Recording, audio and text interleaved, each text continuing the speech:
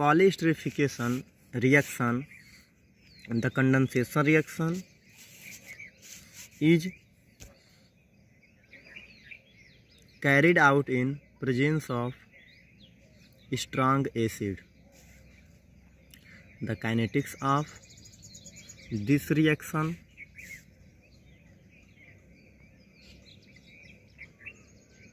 can be represented by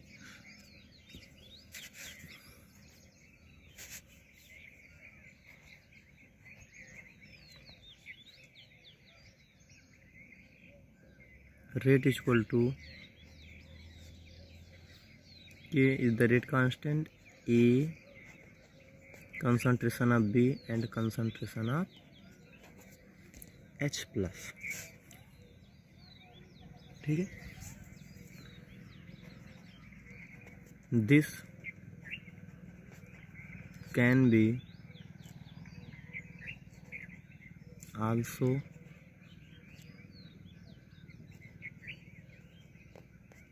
represents, तो इसको हम किस फॉर्म में लिख सकते हैं, माइनस रेट ऑफ ए, तो D upon D T equal to के X concentration A into concentration B. ठीक है, वेयर, अब यहाँ देखिए, यहाँ पे एक सपोज कर लिए हैं, वेयर के एक्स इक्वल टू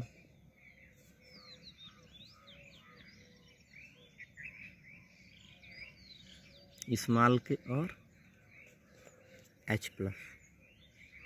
ठीक है, यहाँ पे मतलब इसको और इसको एक साथ मान लिया है। ठीक है, इसको और इसको क्या कर लिया है, एक साथ मान लिया है। तो अब हम लोग क्या करते हैं, इसको देखते हैं कि अब देखिए, इट मस्ट बी नोटेड, ये क्या रिप्रेजेंट करता है, it must be noted that through out the reaction the catalyst concentration remains the same since the whole pattern of the reaction remains the same and an equation similar to equation 16। ठीक है, तो इसके पहले वाले में जो derivation किए थे उसमें जो इक्वेशन 16 था, तो हम यहाँ पे लिखते हैं फ्रॉम इक्वेशन 16 क्या था, 2kt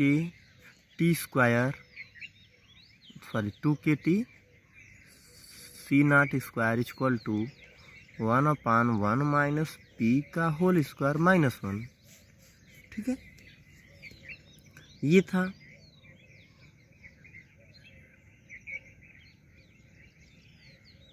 या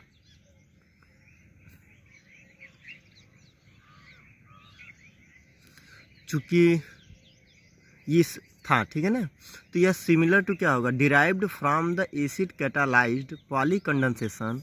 तो इसको हम यहाँ पे लिखते हैं similar to equation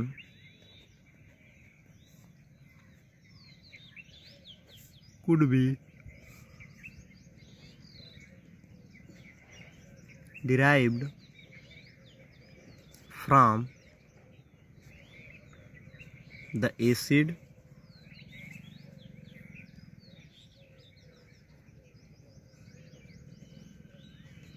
catalyzed polycondensation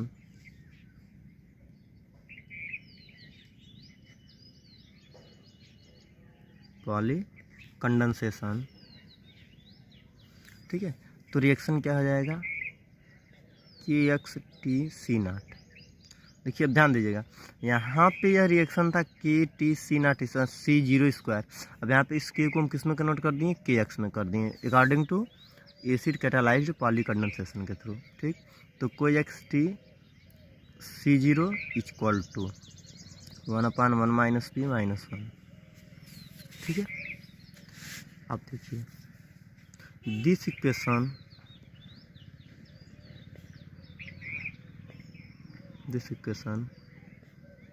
can be also represent as 1/1 minus p हो जाएगा। ठीक, इक्वल टू के x c zero T plus 1 होगा। यानी इस टर्म को हम पहले मतलब इसको इस प्लस को हम इधर ला देते हैं तो क्या मिलेगा 1/1 माइनस पी मिल जाएगा इक्वल टू क्या मिलेगा के x c zero T plus 1 मिल जाएगा। इतना क्लियर हुआ। ठीक है, अब यहाँ से यह किसके बराबर है, यह एक्स बार एन के बराबर है। तो यहाँ पर लिखेंगे के x c zero T plus 1। ठीक है, अब चूंकि एक्स बार एन किसके बराबर है, तो एक्स बार एन चूंकि we no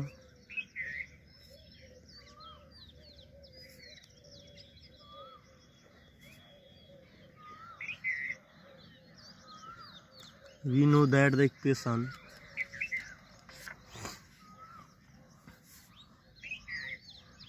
seven M N bar equal to M zero bar N X bar. यहाँ से एक्स एन किसके बराबर हो जाएगा, यानी एक्स बार एन बराबर हो जाएगा। ठीक है, अब इसकी जगह आप देखिए दोनों क्वेश्चन, इसको कोई क्वेश्चन मान लीजिए ये क्वेश्चन हो गया आपका, इसके पहले कितना था, ठीक, ये क्वेश्चन 23 आएगा, ये कितना आएगा 23 आएगा, और यह कौन सा इक्वेशन था 7 था। तो फ्रॉम इक्वेशन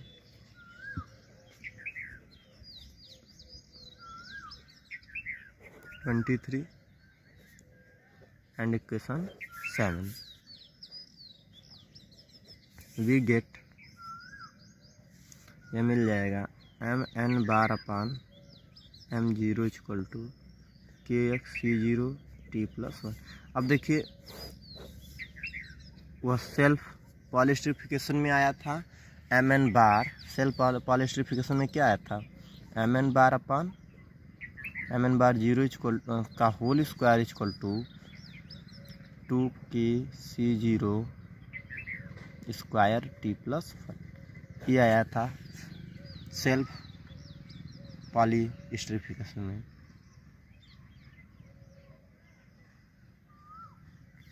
और ये वैल्यू किस में आई है,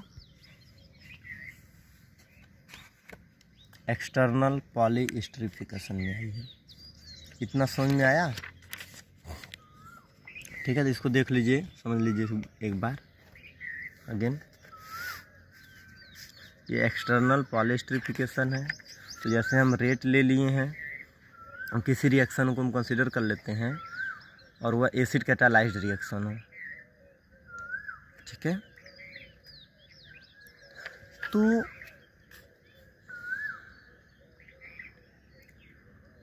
यह हो जाएगा rate equal to K concentration of A into concentration of B into concentration of H plus या एसिड। This can be also represent that, तो रेट क्या हो जाएगा कंसंट्रेशन ऑफ ए यानी D upon D T equal to क्या मिल जाएगा के X into concentration of A into concentration of B. और के एक्स है क्या, K X is the K into concentration of H plus है। ठीक है, तो फ्रॉम इक्वेशन 16 हम जानते हैं 2 के टी सी नाट का square equal to 1/1 minus P का स्क्वायर माइनस 1 होता है। ठीक है, तो similar to equation could be derived from the acid catalysed polycondensation. तो यह हो जाएगा के एक्स सफिक्स में t c zero equal to 1/1 minus p minus 1। This equation can be also represented like, तो इसको हम क्या रिप्रेजेंट कर सकते हैं, -1 को इधर ट्रांसफर करेंगे, ये प्लस देगा, ठीक। तो ये हो जाएगा X bar N equal to K N C zero T plus 1 आ जाएगा, ठीक है।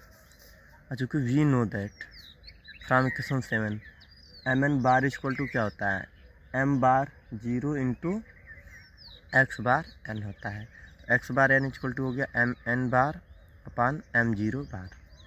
From equation this and this we get M N bar upon m bar n upon m bar 0 equal to के x c zero T plus 1। इतना clear हो गया। ये था ये काइनेटिक्स ऑफ कंडेंसेशन पॉलीमराइजेशन का था, ठीक है। अब हम लोग देखते हैं काइनेटिक्स ऑफ, ठीक है, नेक्स्ट हेडिंग है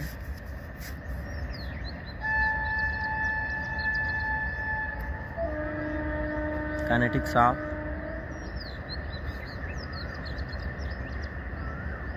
फ्री रेडिकल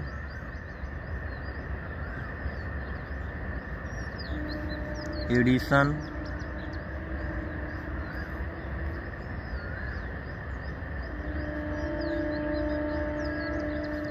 पॉलीमराइजेशन, ठीक है, एडिशन पॉलीमराइजेशन।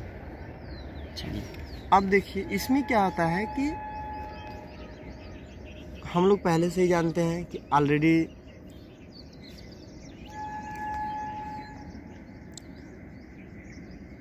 जो एडिशन पॉलीमराइजेशन होता है वह takes place by chain reaction which consist of 3 main step. अभी इसके पहले हम आप लोग को डिस्कस करके बताए थे कि जो एडिशन रिएक्शन होता है, देखिए अभी तक हम लोग कंडेंसेशन के बारे में बात कर रहे थे, अब किसकी बात कर रहे हैं, फ्री रेडिकल पॉलीमराइजेशन, ठीक। तो जो एडिशन पॉलीमराइजेशन होता है वह takes place by chain reaction. Addition polymerisation क्या होता है, चेन रिएक्शन के थ्रू कंसिस्ट होता है और इसमें 3 मेन स्टेप होते हैं। और वह मेन स्टेप क्या होते हैं, इनिशिएशन, प्रोपागेशन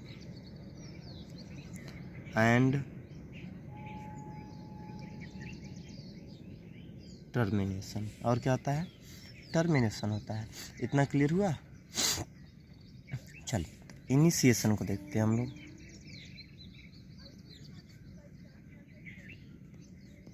इनिशिएशन है तो चलिए कोई इनिशिएशन में आप जानते हैं कि कोई भी जो रिएक्शन होता है पहले इसमें हम कोई पेरोक्साइड ले लेते हैं, ऑर्गेनिक पेरोक्साइड। तो ये देखिए बेंजोइल पेरोक्साइड है,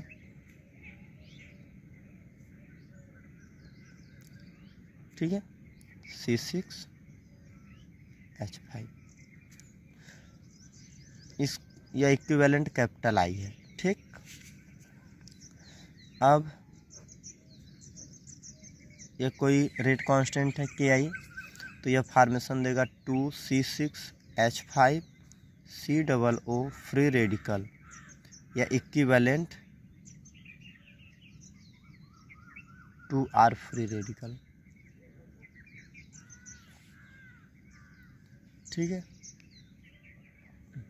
ये देखिए रिएक्टेंट था, अब प्रोडक्ट में फॉर्मेशन हुआ फ्री रेडिकल, ठीक है, तो 2R फ्री रेडिकल हो गया। अब हम फ्री रेडिकल लेते हैं और कोई एल्किन ग्रुप लेते हैं, चलिए X से जुड़ा है भाई, कोई भी ग्रुप जुड़ गया तो यह फॉर्मेशन देगा RCH2 C पे देखिए फ्री रेडिकल X और Y। एक चीज़ ध्यान दीजिए, यह आप लोग को मैकेनिज्म समझाए भी हैं, यह यहाँ अपना इलेक्ट्रॉन देगा, यह देगा अपना इलेक्ट्रॉन, ठीक। तो यह अपना इलेक्ट्रॉन यहाँ पे लेके वापस हो जाएगा, तो यह फॉर्मेशन हो जाएगा, ठीक। यह initiation step, slow step initiation step हुआ। क्या हुआ, स्लो स्टेप इन इनिशिएशन, और यह हो गया आपका इक्वेशन 2 और यह क्या था इक्वेशन फर्स्ट। इतना क्लियर हुआ? वह 2 था और यह क्या हो गया फर्स्ट था। ठीक है, चलिए अब हम लोग देखते हैं कि अब इसका जनरलाइजेशन करते हैं कि हम इसको इन रिएक्शन कैसे लिख सकते हैं। तो चलिए, फ्रॉम रिएक्शन 2, जो रिएक्शन 2 नंबर है, आर जनरलाइज्ड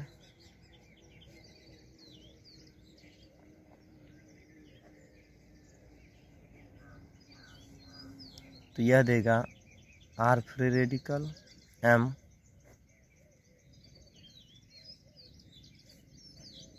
इसको मान लें 2। ठीक है, वेयर एम क्या है मोनोमर। ध्यान दीजिएगा यहाँ पे एम क्या है, एम इक्वल टू है मोनोमर और M1 फ्री रेडिकल जो है यह डोनेट्स ए मोनोमर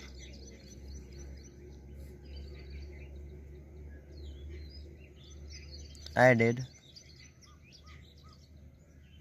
रेडिकल्स। ठीक है, और Ki is the rate constant. Ki क्या है, इसके पहले जो या इसी पे हम ऐड करके दिखा देते हैं ये, और Ki क्या है आपको बताएं पहले ही, रेट कांस्टेंट है। ठीक है, इतना क्लियर हुआ, ये रेट कांस्टेंट हो गया।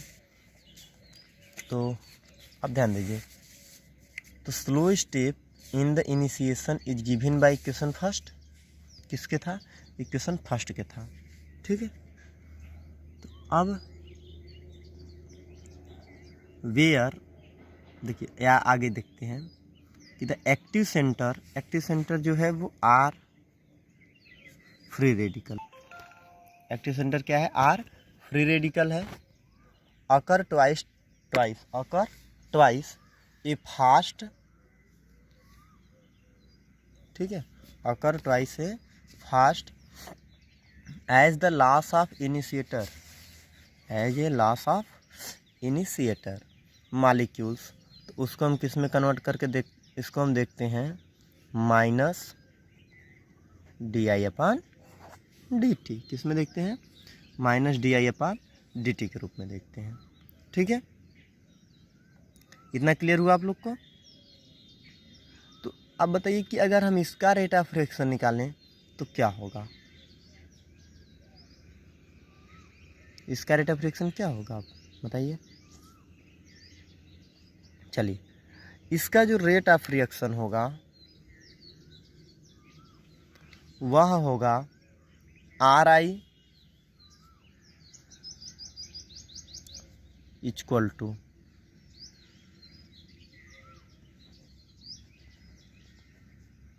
DR free radical upon dt, और यह क्या देगा 2IKF कंसंट्रेशन ऑफ। ठीक है, इतना क्लियर हुआ, यह इक्वेशन हो गया। ठीक है, वेयर एफ क्या है, एफ क्या है, where F equal to initiator efficiency,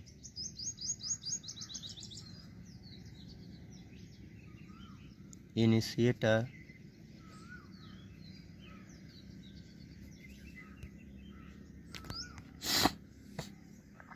इनिशिएंसी, और इसकी वैल्यू जो होती है वह होती है 0F1।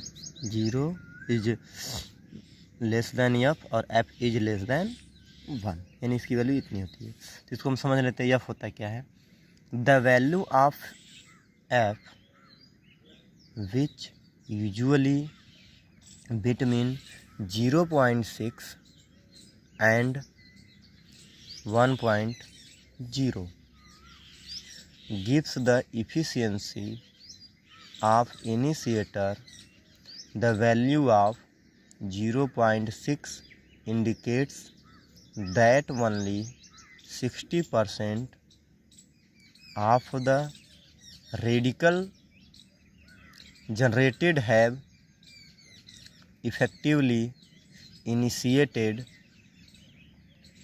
the chain growth, the remaining 40% being lost as side product. इसका मतलब क्या है कि इसकी जो वैल्यू होती है 1% की बात करते हैं या 100% की बात करते हैं, तो उसमें जो 0.6 है वह क्या इंडिकेट करता है, यह only effectively initiated the chain growth. यानी इसका मतलब क्या है कि एक में इतना है तो 100 में कितना हो गया, 60% हो गया। तो 60% जो है वह क्या बनता है,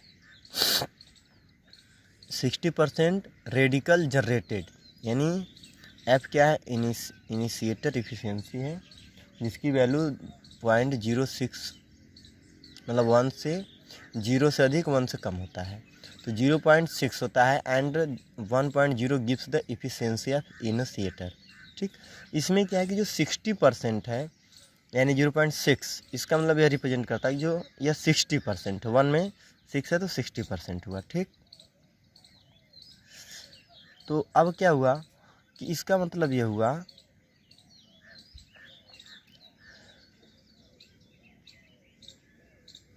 इसमें 60% रेडिकल जनरेट होगा और जो रिमेनिंग 40% है वो lost as a side product, और जो 40% होगा वह साइड प्रोडक्ट के रूप में बाहर चला जाएगा। ठीक है, तो ये तो इनिशिएटर हो गया, यानी इनिशिएशन स्टेप हो गया। ठीक, इक्वेशन 3 तक छोड़ देते हैं। अब हम लोग चलते हैं प्रोपेगेशन पे। किस पे चलते हैं,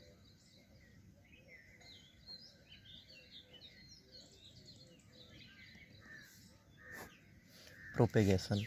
तो बाय डेफिनेशन क्या होता है propagation step, a propagation step in a chain reaction is one in which product are formed and the site of the reactive center change, but the number of active center it not change। देखिए, इस propagation step में क्या होता है कि जो product farm होता है वो साइट ऑफ रिएक्टिव सेंटर को चेंज कर देता है।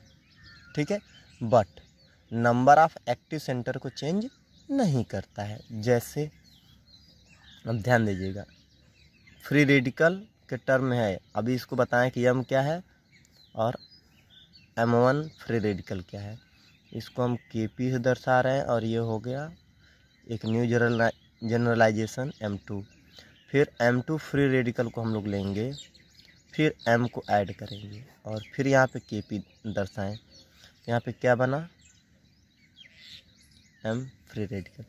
ध्यान दे रहे हैं एक एक स्टेप बढ़ रहा है, यानी एक एक बढ़ जा रहा है, तो हम इसको यहाँ पे Mi लेते हैं और M, और यहाँ पे हम Kp लिए, तो ये क्या हुआ, फ्री रेडिकल I+1 हो जाएगा और इस पूरे को हम 4 मान लेते हैं। इक्वेशन कौन सा है, 4 इक्वेशन है। इतना क्लियर हुआ।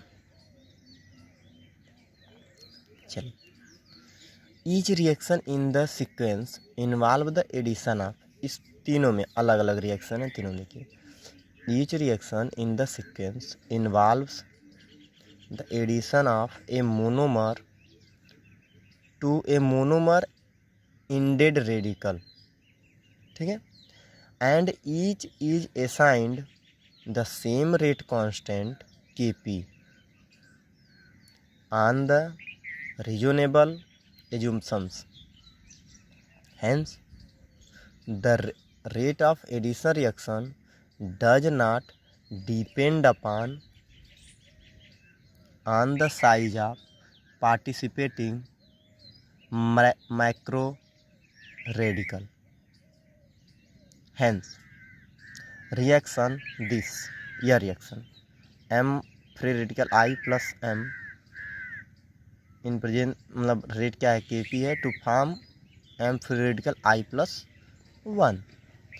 इज ए बायोमॉलिक्यूलर रिएक्शन, यह क्या है, बायोमॉलिक्यूलर रिएक्शन है, और यह second order constant with unit of concentration inverse और टाइम इनवर्स, ये सेकेंड ऑर्डर रिएक्शन है। और सेकेंड ऑर्डर रिएक्शन का आप यूनिट जानते हैं, कंसंट्रेशन इनवर्स और टाइम इनवर्स, ठीक है। तो क्या होगा, the rate of propagation is given as follow, r P equal to के पी, इतना हुआ, और यह इक्वेशन 5 हो गया, ठीक है। ये प्रोपेगेशन हो गया, रेट ऑफ प्रोपेगेशन। और where m concentration of m dot क्या रिप्रेजेंट करता है, ऑल मोनोमर इंडेड रेडिकल, यह क्या रिप्रेजेंट करता है, ऑल मोनोमर इंडेड रेडिकल या concentration of the growing chain. और एम क्या रिप्रेजेंट करता है, only concentration of the monomer represent करता है। इतना क्लियर हुआ। चलिए अब टर्मिनेशन की बात करते हैं। टर्मिनेशन क्या होता है, और आप जानते हैं टर्मिनेशन आर डीएक्टिवेशन, मतलब रोकना, चेन जो चलता जा रहा है उसको रोकना या ब्रेक करना, ठीक है। तो termination or deactivation produce dead polymer, while in general there are two forms of termination, namely addition and disproportionation, ठीक है। The coupling of two radicals together is far most common here। अब देखिए M free radical N, ठीक है, और M free radical M, rate के T, तो यह क्या हो जाएगा M प्लस N, ये इक्वेशन 6 हो गया, ठीक है। The corresponding rate equation for the termination process is given by equation 7। अगर हम 7 से टर्मिनेशन प्रोसेस को अप्लाई करें तो rate of this upon D T equal to r t, और आर टी हम लोग ऊपर क्या निकाले हैं 2 KT एम फ्री रेडिकल का स्क्वायर, इक्वेशन 7, ठीक है। अब इक्वेशन 7 क्या दिखाता है कि 2 chains are terminated in such a combination step, ठीक है। चलिए अब रेट ऑफ पॉलीमराइजेशन देखिए, ये यहाँ तक इसको छोड़ देते हैं। अब क्या निकालते हैं, rate of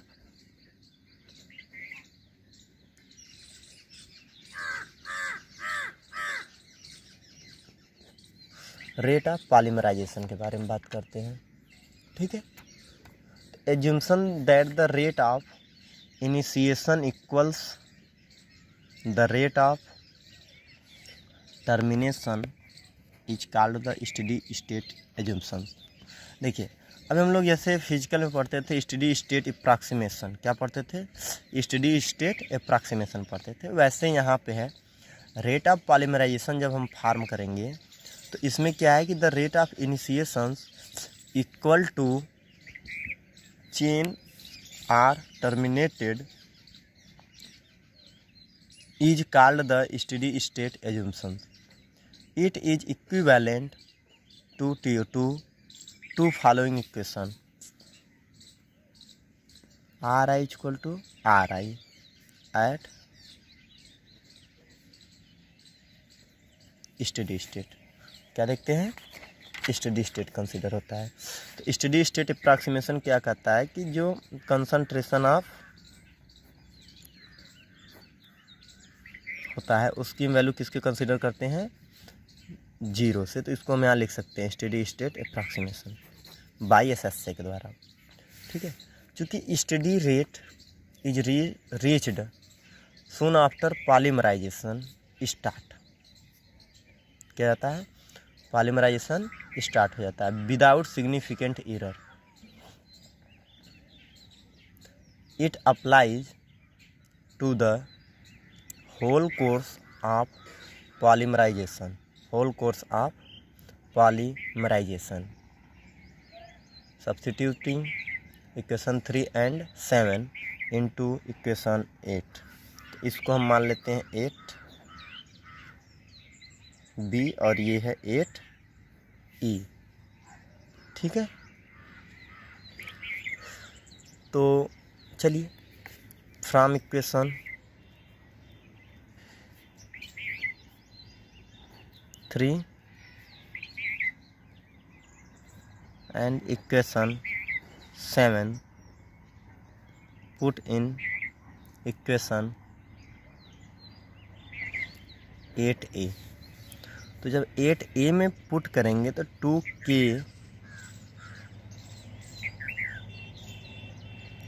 I f into capital I equal to 2kt m का स्क्वायर। देखिए यहाँ पे यही प्रूफ भी किए हैं, ये यहाँ पे RT होगा जी।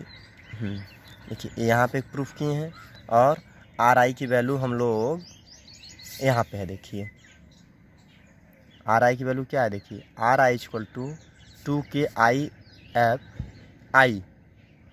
ठीक है, और RT की वैल्यू हम प्रूफ किए हैं 2KT m फ्री रेडिकल का, concentration of m free radical का स्क्वायर। तो ये देखिए दोनों बराबर कर दिए। तो यहाँ से हम m फ्री रेडिकल की वैल्यू फाइंड करते हैं, क्योंकि यहाँ पे चूँकि बराबर 0 है।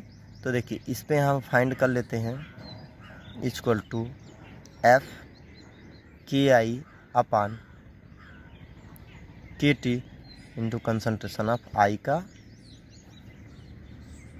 Half square root. ठीक है, इतना क्लियर हुआ। चलिए अब हम लोग देखते हैं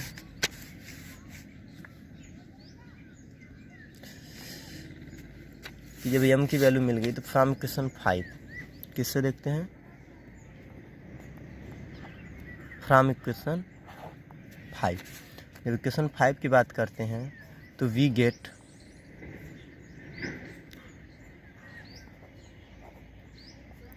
द वैल्यू ऑफ MH। ठीक है, MH क्या मिलेगा, RP equal to KP m dot. ठीक, m।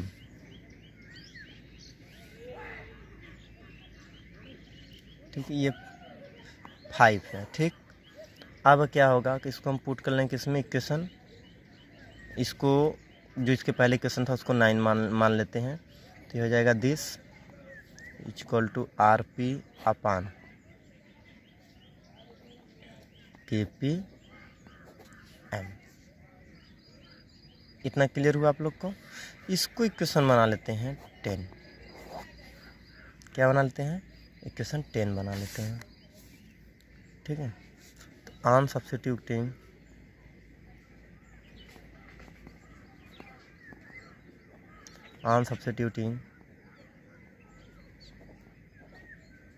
this value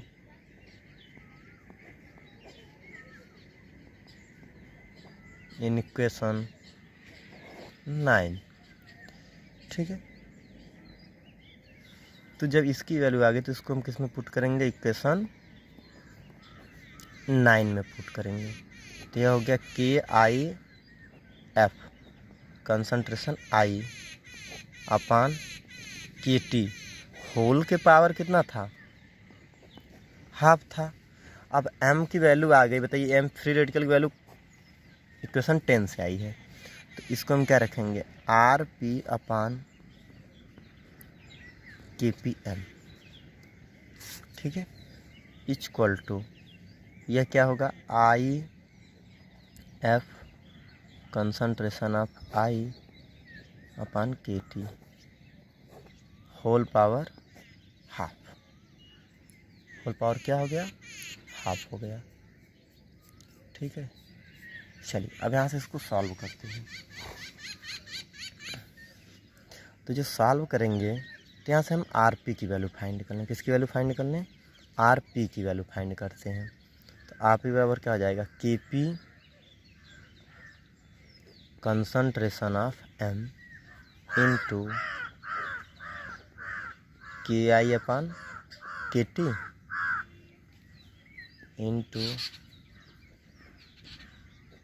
F into concentration of I whole power half. ये क्वेश्चन हो गया 11 और ये क्वेश्चन था 10। ठीक है, यहाँ तक क्लियर हुआ। आर पी इक्वल टू क्या आ जाएगा, देखिए इसको यहीं रखते हैं, इसका क्रॉस कर देते हैं। तो आर पी इक्वल टू हो जाएगा के p concentration of M into k I upon के T into F into concentration of I whole power half. अलग अलग कर लेते हैं इन सबको। तो आर पी इक्वल टू के पी के आई अपान के टी की पावर हाफ हो गया।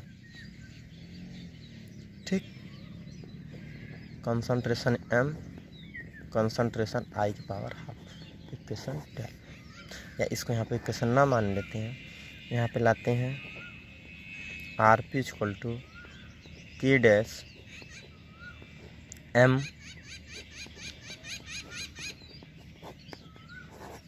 Power half. देखिए इसको एक अनदर कांस्टेंट मान लेते हैं के डैश, यानी के डैश इक्वल टू के पी के आई अपान के टी की power half is another constant. क्या मान लिए, एक अनदर कांस्टेंट मान लेते हैं। इतना क्लियर हुआ। देख लीजिए यहाँ से कि from question 5 we get the value of M free radical.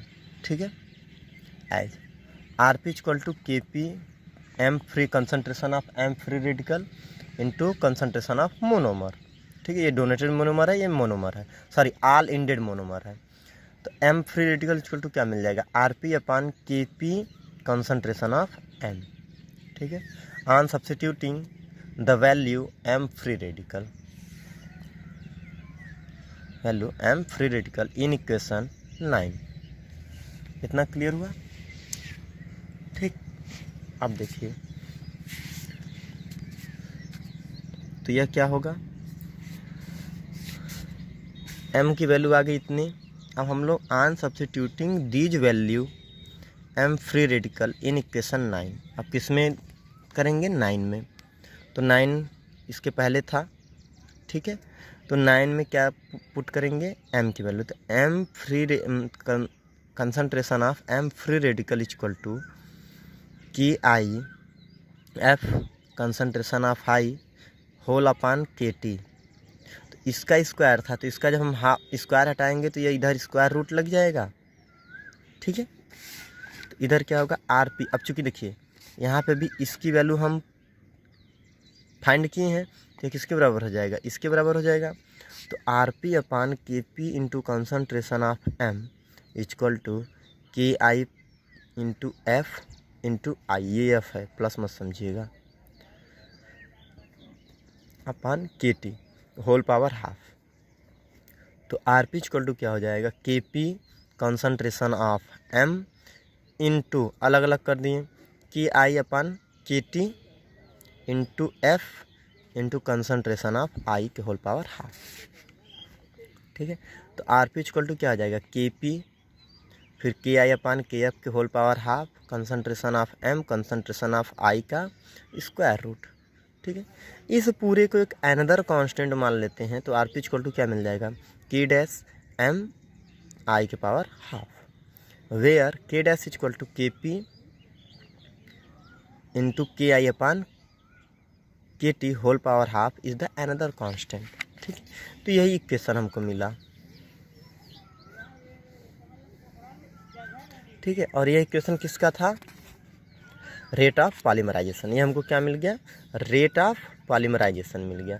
यानी this equation state that the rate of polymerisation is proportional to the, यानी this is proportional to the first power of the concentration of monomer, and